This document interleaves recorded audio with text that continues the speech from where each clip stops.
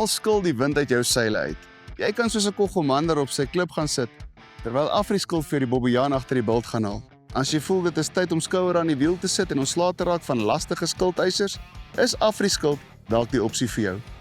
As jou persoonlike lenings, kredietkaarte, klererekening of selfs jou voertuig en huislening jou slapelose nagte gee, is Afriskuld gereed om vir jou 'n gratis, verpligtingvrye kwotasie aan mekaar te sit.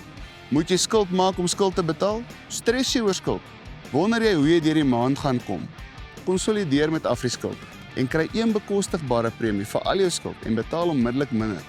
Om uit te vind hoeveel minder jy elke maand aan skuld hoef te betaal, besoek Afriskuld se webtuiste afriskuld.co.za. Mensenhandel. Dis nie iets wat net in flieks gebeur of oor see afspeel nie. Dis hier in ons stede, in ons dorpe, in ons strate. My gas vandag is aktivis Emma van der Walt en ons gesels oor die skokkende omvang van mensenhandel in Suid-Afrika en hoekom dit baie nader aan jou lewe is as wat jy dink. Wie word geteiken?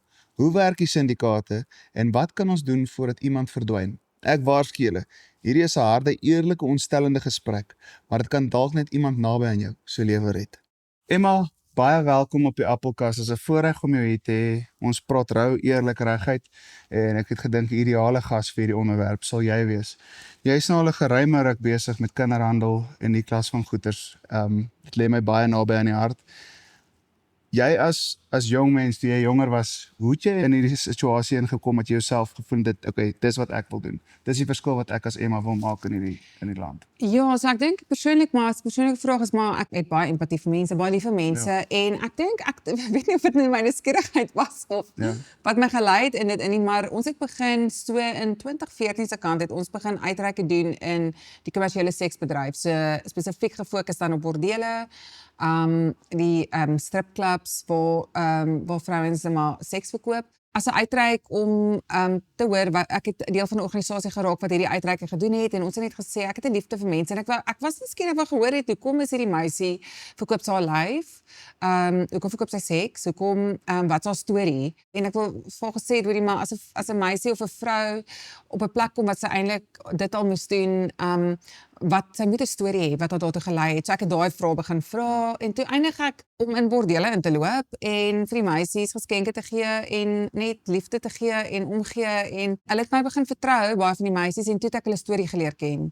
Toe het ek hulle storie van hoe het hulle geëindig, baie van hulle is ma's, is mammas gewees, baie van hulle was seksueel gemolesteer as kinders of al klaar daai agtergrond gehad en baie het gesukkel met geestesgesondheid en ag ons het baie stories. Elke meisie het haar eie storie gehad, maar dit was hartseer stories en dit is nog steeds hartseer stories. Maar dit was 'n maand in, ek dink dit was 'n maand in. Toe besluit ek, toe weet ek nou nog nie waar ek loop in hierdie donker eintlik wêreld in wat ek nie niks van weet nie en Blindelings in dit. Ja, niks weet wat aangaan nie. En toe so 'n maand in dit in, toe is ek baie nuuskierig te wil ek weet of daar enige bordele naby my huis is.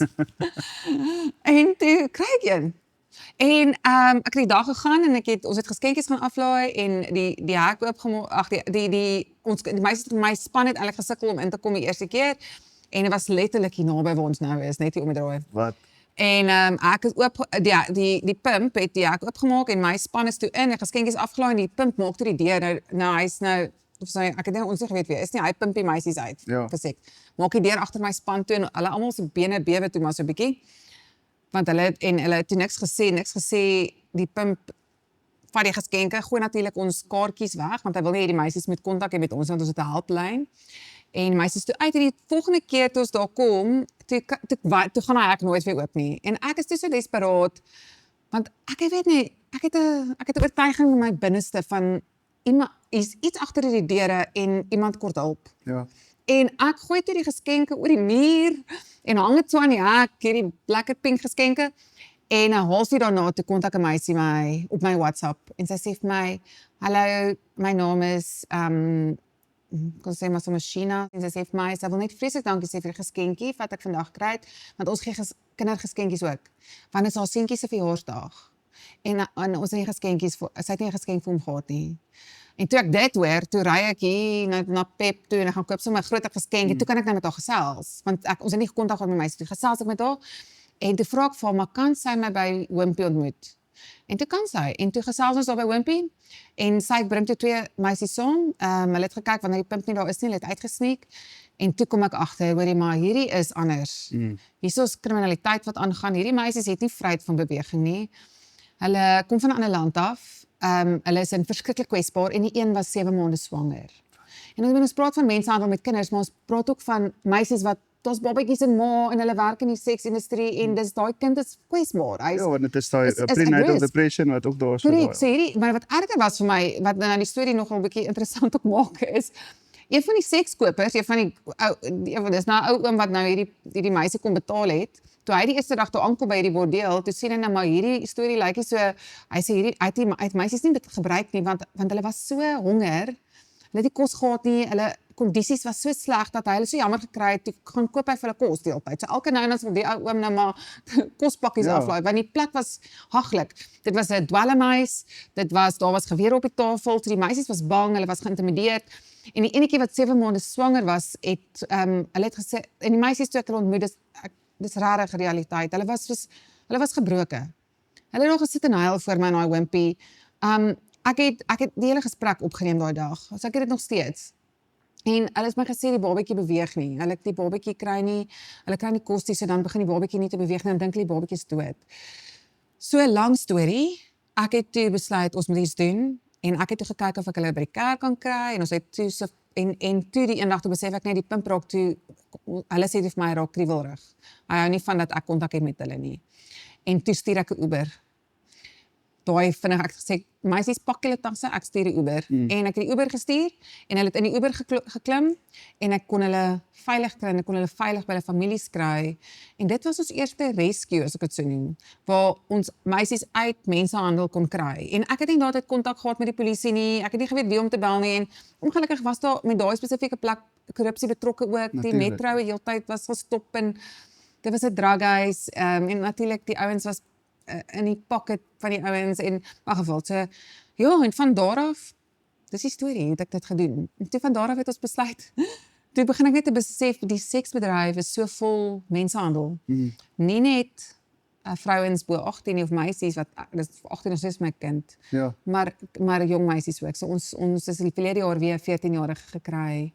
'n Jong meisie wat uitgepimp word deur haar ma se prostituut en pimp haar uit.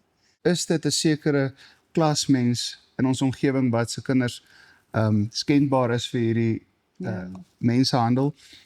Is dit 'n middelklas ding? Is dit 'n laer klas? Waar is die situasie? Waar is die probleem? So ek werk op 'n internasionale vlak en op 'n natuurlik baie in Suid-Afrika. Ons werk met verskillende kulture en glo vir my niemand is uitgesluit nie. Ja. Dit kan ek vir jou sê. Daar's nie of jy nou watter taal jy ook al praat, ons het al slagoffers gehad van alle kleurtaal, internasionaal, lokaal. So as ons die victim, die slagoffer profiel doen van die slagoffer, dan sien ons nog steeds, en dis wêreldwyd, dat vrouens en kinders die grootste target is. Meer as seuns. Ja, maar die seuns stel op verseker, en ons kan nou by dit kom, maar daar's verseker seuns wat kwesbaar is, en groot sake wat ons nou ingekry het, maar die meeste veelheid sake is nog steeds kinders, wat hartseer is. Wat eintlik skokkend is, en dis hoekom ons moet harder baklei. Maar ja, maar daar's verskillende vorm van mensenhandel. Seksbedryf is nog steeds die grootste. En ek praat nie van die kommersiële seksbedryf nie, want baie keer is dit 'n pa wat sy dogter uitpimp vir sy buddies, verstaan jy? So sulke tipe goed, of 'n juffrou of 'n wat daar daai pedofilie is, daar's 'n mark wat manskinders wil misbruik, verstaan jy? So daai goed is daar. En wat is die waarskuwingstekens? Sê net maar uit die oogpunt van so seksuele misdadiger.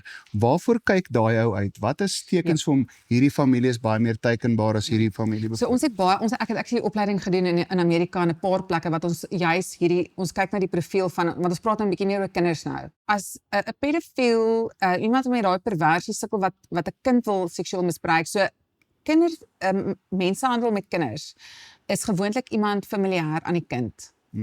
So dit is nie 'n vinnige ons ontvoer jou en ons gooi jou en daai gaan gebeur. Amper 'n grooming. Grooming, presies dit. So dis 'n stadige proses waar die kind die persoon ken. Want onthou 'n kind vertrou. 'n kind vertrou 'n groot mens. Jy vertrou jou juffrou, jou meneer, so baie keer in die gemeenskap is dit 'n stadige proses waar die pedofiel en onthou nou iemand want ons praat nou van ons toeriste areas ook in ons land, byvoorbeeld meer in die Kaap en areas waar ons noem dit sekstoerisme. So wat doen daai persoon? Hulle soek hulle teikenmark, hulle kyk na kinderreise, hulle kyk na waar's kinders is. Verstaan jy, hulle is so pedofiel, hulle is baie strategies waar hulle self plaas as dit hulle sorry vir die woorde, maar hulle sexual fetish is of eintlik is krimineel, verstaan jy? So dit is baie strategies, maar ek sê nie mens moet vrees hê nie, maar mens moet, ek praat altyd met die sielkundiges, jy moet 'n koneksie hê met jou kind. En is sodra 'n kind se veilige plekkie 'n risiko raak en dis 'n probleem wanneer ouers nou dalk skei, wanneer daar trauma is, wanneer daar isolasie is van 'n kind, wanneer 'n kind nie 'n goeie caregiver het nie, iemand wat na hulle kyk en baie keer is daar alreeds dalk seksuele abuse wat gebeur met 'n ouer iemand of verstaan jy, so dan maak daai kind kwesbaar. So mens moet uitkyk vir daai rooi vlae, want dis 'n stadige proses wat gebeur. Nou hierdie speletjies wat die kinders deesdae speel, die Roblox, die Snapchats, al daai goeters wat hulle aan blootgestel word, WhatsApp groepe. Ek het byvoorbeeld gekyk waar Emma Sadler sê van hierdie WhatsApp groepe is tot 1400 kinders op hierdie groepe. So vir my gaan dit oor hoe kan jy ons ouers net inlig en bemagtig om hierdie te sover as moontlik te vermy. Ja, ek dink die koneksie is belangrik. Ek dink ons moet kyk na die age restriction op baie van hierdie platforms waar kinders moet veilig wees en 'n oog hou en monitor. Ek meen tienerfase is moeilik want daai tiener klou aan hulle fone iets verskriklik. Sy nou dis oorlog in jou huis om daai foon te beheer en goed, maar te kyk na tekens wat in die huis as daai kind nie meer koneksie het nie, as 'n kind begin isoleer, as 'n kind depressief raak. Is sekere goed op te tel met 'n kind se behavior en maar oop te wees. Ek meen ek met self kinders en ons beheer en ons hou oop op die goed, maar dit is baie moeilik. Maar ons sake, kom ek vertel gou ons sake wat ons kriminele sake wat nou inkom, want ons werk nou saam met die polisie. Ons het 'n meisie gehad maar sy was so 12, 13. Nou sy het begin games speel, maar weer eens haar veilige omgewing was al reeds nie veilig nie. Beteken sy is aangeneem. Het nie 'n mamma of pappa nie, al aangeneem op soeke na aanvaarding. So toets haar ex-oukie, haar kuiltjie, haar blootgestel aan van hierdie games en sy toe begin gesels met van die ouens waarmee hulle saam gespeel het. En hierdie ou was toe 41, sy's 13. Afrikaans sprekende meisietjie. En sy bly toe in Natal ergens en die ou bly in Bloemfontein. Hy is in die transport business en ewe skielik hier, want hulle het al baie oor die foon begin praat en hy het al begin groei, hy het vir haar fotootjies begin stuur en goed en of gesê ja, stuur vir my 'n foto van dit of so 'n seksueel begin al gaan. So hy het 'n patroon. Ja, hy is baie strategies. Hy toets haar, dan vra hy vir haar, het jy al 'n ouetjie gesoen? Dis baie hulle beplan dit. Toe eindig sy en toe ewe skielik is hy in Natal. Hy sê, hy's nou hier. En hy het haar uitgevat en hy het vir haar die dag en sy het uitgesneek by die huis, want sy het 'n ouer voog, 'n mamma wat nou maar instaan mamma. En sy het uitgesneek en hy het vir haar longboard, hy het vir haar geld gegee om vir haarself 'n skateboard, 'n longboard te gaan koop en dis dogtertjie. En die volgende oomblik toe hardloop sy van die huis af weg, want hy het vir haar geld inbetaal en toe is sy hulle het natuurlik was seksueel betrokke wat verkrachting is, onder 16 statutêre verkrachting en sy het weggehardloop en dis toe ons betrokke geraak het met die polisie wat ons gekontak het gesê ons moet hierdie kind vind. En toe het hulle al gevind al die pad in 'n klein dorpie waar sy natuurlik saam met hierdie ou toe so is en hy's gearresteer. Statutêre verkrachting en grooming of a minor en so dis daai tipe patrone en dis natuurlik waar dit so gevaar is met die online en die games en goed wat jy moet verstaan, daar's predators daar buite. Ek kan vir jou horde stories vertel. Ons is deel van hulle noem dit die Dirty Dozen list, met van die NGO's wat werk in Amerika, wat hulle actually op 'n wetlike kant hierdie ouens accountable hou. Hulle hou Facebook accountable, al die Meta, Instagram en goed, soos ons sien Instagram het begin verantwoordelikheid vat om te sê kom ons sit veiligheidsmeasures op Homeland Security, ons werk saam met hulle. So hulle ondersoek baie sake en hulle raak nou al streng want ek sal baie keer ook hier goed rapporteer. Natuurlijk. En hulle raak meer aggressief om van hierdie goed te reageer op dit. Want ons kyk na Pornhub, al daai plekke, daar's kinders. Daar's kinders wat op hierdie platforms eindig. Sê begin seuns die aanvraag op seuns nou groei. So, kom ek gee jou die realiteit. Ons praat ons realiteit vandag. So ons het 'n saak gehad van 'n tienerseun. Ek dink hy was so 14 daar rond 14, 15 en hy het groot geskrik want hierdie meisie het met hom begin gesels en toe soek sy ewe skielik nude images, foto's van hom en so ons het 'n kriminele analis wat saam met ons werk en ons het daai inligting dadelik getrek en dit was natuurlik op Telegram platforms. Ja.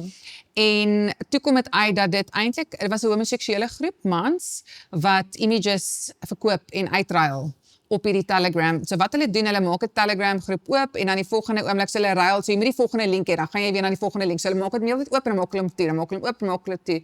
En dan loer hulle, dit was oor Instagram, waar hulle foto's van hierdie ouetjie en die ouetjie het gelukkig groot geskrik, dadelik na sy ouers toe gehardloop. En dis een van die goed wat ons kinders leer is there's good pictures and bad pictures. When you see a bad picture, want gewoonlik as daar 'n bad picture gesien word, dan vries die lyfie, skrik, weet nie wat om te doen nie. So jy leer jou kind, as jy 'n bad picture sien, moenie shame voel nie.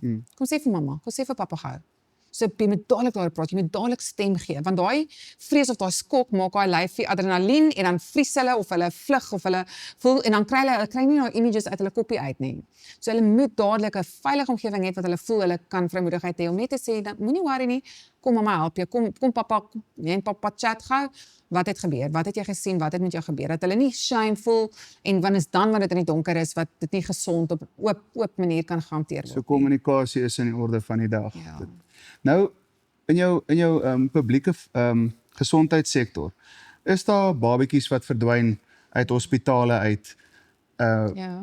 Hoe groot is hierdie probleem wat ons in Suid-Afrika het? Want ek het ook agtergekom, as jy by die robotte kyk, kinders wat berel. Daar's 'n sekere fondse betrokke om daai kind daar te kry in daai klas van ding. Ja, so ons praat nou van Suid-Afrika en natuurlik internasionaal, maar Suid-Afrika het hoë risiko sake gehad waar kinders verdwyn het of deur die aannemingsstelsel, ons adoption system, waar hulle spesifieke blanke babatjies soek of vir 'n spesifieke soort babatjies soek en dan ons van ons span het al op sulke saam met die polisie op sulke sake gewerk waar kindertjies net wat die pa deur die maatskaplike stelsel pa valslik aangekla is van dat hy sy kind gemolesteer het, maar wat onwaar was en daai kind is weggeneem en vir 'n ouer, vir 'n aanneemouer sê die korrupsie en want dis baie geld. Ja. So daar is van daai sake wat al na vore gekom het en dis hoekom dit so belangrik is en ons het self met van daai sake gewerk met oral waar die en ons is baie streng as dit by kinders kom. Moet dit net nie enige maatskaplike werker kan 'n kind wegneem nie. Daar moet ondersoek gedoen word, forensiese ondersoeke en ja, dit is om dadelik om die kind te beskerm. Maar ons sien nog steeds mensenhandel of child trafficking. Ons sit ook met ma's byvoorbeeld wat op dwelms is, Ja. waar hulle die babatjies verkoop. Want hulle kan nie die babatjie, hulle skuld die pimp geld. So dan verkoop hulle daai babatjie vir die geld vir hulle drug debt. Want kyk, onthou net as jy op dwelms is, veral op heroïne en so lank al, dan jy het nie Empatie nie. jy het nie empatie nie, jy is ook nie rasioneel nie. Jy kan nie, jy het nie goeie onderskeiding en judgment nie. Soos dis nie die persoon wat voor jou sit nie. Dis die dwelms wat praat, dis hulle is al so in hulle mens en hulle brein eintlik al aangetast dat hulle maak nie rasionele besluite nie. Ja. Want ons vra hoekom hulle maak kind weggee. Maar dit gebeur regtig, Daai want is die die dwelms is 'n totale beheer. Sy kort net haar fix. Soos as hulle haar kind weggee vir geld om haar fix te kry. Om dit nou die kinderhandel nou vir my sin te laat maak is, ons het sekere hotspots in Suid-Afrika. Watter dele van Suid-Afrika sou jy sê is daar die meeste aktiwiteit reg oor die land?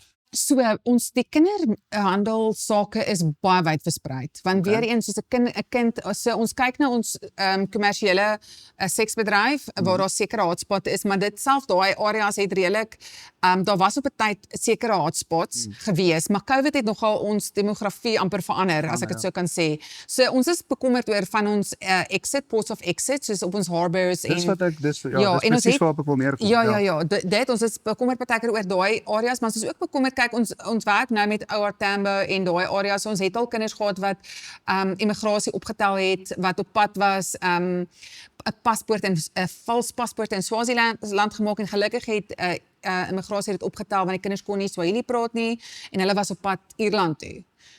Verstaan jy, so dit is, is op daai oomblik is 'n smokkelkinders, so dis child smuggling, nog nie mensenhandel nie, maar dis waartoe dit gaan. Die kind wat oorgaan, waar gaan daai kind heen? So daai gebeur. En doen die staat genoeg om hierdie te verhoed? So ons mensenhandel wet is baie goed om kinders te beskerm. Self met ons maatskaplike dienste, ek werk baie nou saam met die maatskaplike werkers en ook ons maatskaplike werker werk nou saam met hulle. Hulle veg regtig vir die kinders. Ek dink ons het 'n kapasiteitprobleem. Okay. Ek dink ons het nie genoeg maatskaplike werkers nie. Ek dink ons het 'n fondse, resources probleem in die regering, spesifiek met ons departement van maatskaplike ontwikkelinge. Daar's nie genoeg safe houses vir kinders nie. Daar's nie, omdat daar nie fondse is vir die safe houses nie, kan nie safe houses nie sekuriteit reg kry nie, beteken ons het genoeg kameras en safeguarding. Daar's nou weer 'n saak waar 2 kindertjies weg is. Verstaan jy, so dis 'n probleem uit 'n plek van veiligheid uit. So daai sake, so ons moet resources kry om ons kinders te beskerm en ons eerste fokus is eerste kinders, voor ons nog by die ander goed kom. Maar natuurlik, ja. En dan maatskaplike, met die hele Jocelyn saak het ek, een van die goed wat ek gesê het is, daar behoort 'n maatskaplike werker in elke skool te wees. Elke skool. Ons maatskaplike werkers is goed.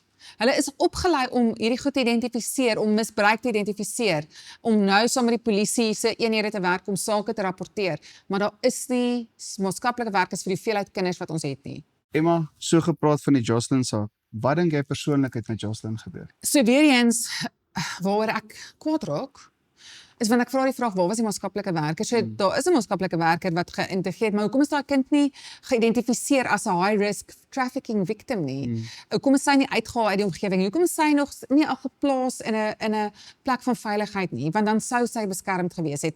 So daar's 'n paar goed waarna ons kyk. Ek het nou met ons hoof van sekuriteit ook gepraat, waarna ons kyk as ons hierdie sake kyk. Natuurlik is Saldanha Bay exit, 'n port of exit. Dis altyd vir ons 'n moeilikheid. Ons het al gewonder, ons kan nie dis nie feitelik nie, dis net waarna ons kyk. Ons kyk byvoorbeeld na Suid-Amerika. Is daar 'n moontlikheid dat daai kind soontoe geneem is of nie? Want die drugkartel, ek meen, ons weet sex trafficking met kinders is hoog in daai areas. So is 'n mooi dogtertjie, verstaan jy, so dis die kans is daar. Ja, ons weet van sake met Muti waar kinders, ek meen as jy Uganda kyk, daar's child sacrifices wat gebeur, waar die kinders se organe gebruik word vir hierdie goed, organ harvesting. So daai goed is deel van trafficking en ek meen die ouers die ma is aangekla vir mensenhandel. So daar's genoeg bewyse om te sê dit is 'n trafficking case. Die hof sê dit. En baie keer wat gebeur ook met hierdie sake wat ons sien met pedofieles is baie keer as hulle 'n kind verkrag, want hulle verloor hulle kop, verkrag die kind en dan besef hulle, o, griet, wat het ek nou gedoen? En dan vermoor hulle die kind want die bewyse moet weg. Dus ons sê, dis ongelukkig die realiteit van hierdie sake. Dis rof, maar ja, so Jocelynkie, ons bid, maar dit moes 'n wake-up call gewees het vir Suid-Afrika om te sê, versterk die polisie se spesiale eenheid, die FCS unit, versterk hulle, gee hulle genoeg opleiding, maar gee hulle genoeg mannekrag om hierdie sake te hanteer, want hulle werk die heel dag net met hierdie tipe sake. Kry genoeg maatskaplike werkers, maak seker daar's genoeg resources om kinders eerstens te beskerm. Die voorbeelde wat jy genoem het is baie ekstreme voorbeelde van ouers omstandighede wat hulle in is. Ek dink ek wil graag vir die ouers daar buite ook net sê, ons is nie uniek in ons situasies nie. So jy as normale huishouding is ook kwesbaar vir hierdie situasie. Die ding is, ons moet kyk na ons statistieke in Suid-Afrika. Ons dink dis fair.